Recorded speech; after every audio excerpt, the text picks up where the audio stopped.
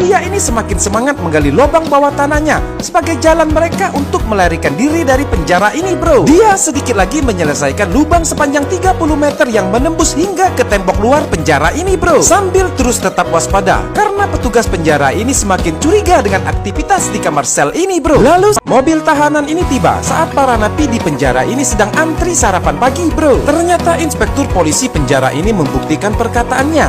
Dia mendatangkan tahanan dari penjara lain untuk menghabisi pria ini, bro. Kedua tahanan ini berpenampilan brewok dan terkesan menyeramkan. Lalu petugas penjara menakuti pria ini untuk segera mengembalikan dokumen perusahaan pengusaha kaya raya itu yang telah dia curi. Tapi tanpa diduga, bro, pria ini yang merupakan kepala kamar sel tahanannya ini kembali lagi ke penjara ini. Melihat pria ini yang merupakan mantan kepala preman pasar kembali lagi, membuat pria ini dan teman-temannya menjadi terkejut, bro. Mereka tak menyangka tapi sekaligus menjadi senang.